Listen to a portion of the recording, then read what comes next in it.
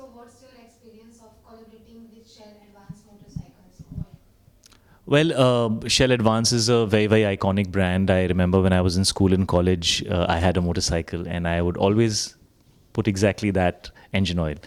So when they wanted me to be brand ambassador, I was actually very happy, and I felt like it's a very natural collaboration. And once I aligned with them, and we started with the Rukna Mushkil Hai campaign, the value system that they have, the way that they try to improve themselves constantly, their priority is keeping the people happy who are using the engine oil. Safety is very important for them, and innovation and rediscovery is something that they really work hard on, and these are the values that I completely relate to.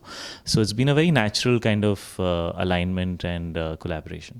जैसे कि आपने अभी mention किया जब मैं school time में था तो लड़कों के लिए एक जो बाइक रहता है वो एक प्यार जैसा होता है, एक लव रहता है, तो आपके लिए बाइक से जी, रिलेटेड क्या मेरे है? पास 3 बाइक्स हैं, ओके। तो मुझे बड़ा सारा प्यार है तीनों बाइक से। No, of course I think हर लड़के के लिए जिनको राइडिंग अच्छी लगती है, जो बाइकर कम्युनिटी है, वो ये समझेंगे कि मोटरसाइकिल से जो प्यार होता है वो कुछ अलग टाइप का प्यार होता है, एंड मुझे भी है।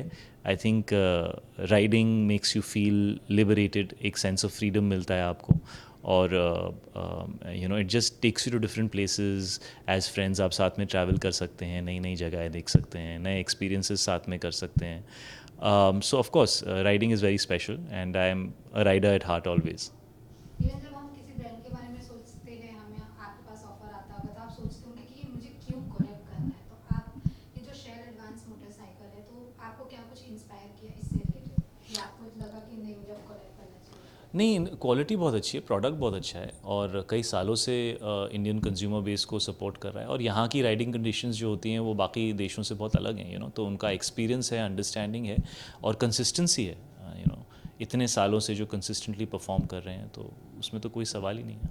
मेरा जो टैग है इसका रुकना मुश्किल है, जी। काफ़ी रिलेटेबल है, जी। उसके बारे में आप क्या कहना चाहेंगे? हाँ, रुकना मुश्किल है, अंदर की एक फ़ीलिंग होती है, जब आप किसी भी चीज़ के बारे में पैशनेट होते हैं और आप दिल से किसी चीज़ को अचीव करना चाहते हैं, तो फिर चाहे दुनिया आपको रोके, लेकिन आपके लिए रुकना मुश्किल हो जाता है। तो मैं उससे काफ़ी हद तक रिलेट कर सकता हूँ, बिकॉज़ काम की दुनिया में ऐसे ही होना चाहिए, कि you should be passionate about what you do. आपको ऐसा, लोग पूछते हैं अभी इतने साल हो गए, इतने साल हो गए। मुझे तो ऐसा लगता है आप जितना वक्त बिताते हैं उतना आपका प्यार उसकी तरफ बढ़ता है, और आपकी रिलेशनशिप उस जर्नी से बढ़ती है।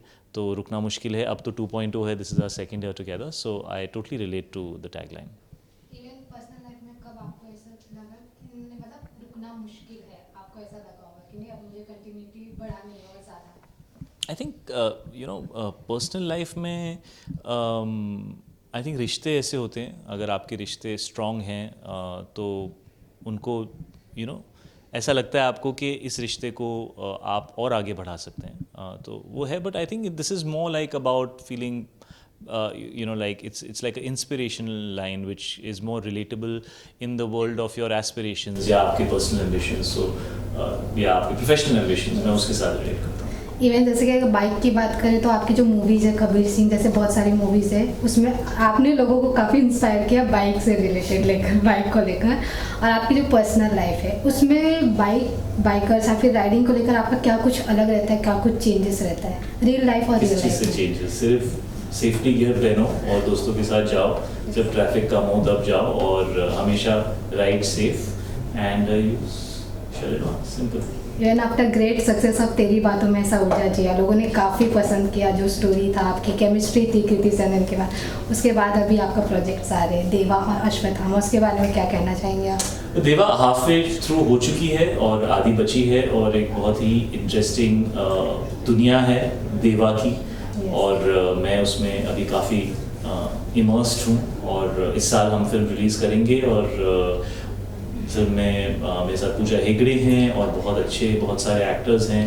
रोशन एंड्रयूज़ एक मलयालम डायरेक्टर हैं जो कई सालों से बहुत अच्छी मलयालम फिल्में बना रहे हैं, तो वो इस फिल्म को डायरेक्ट कर रहे हैं, और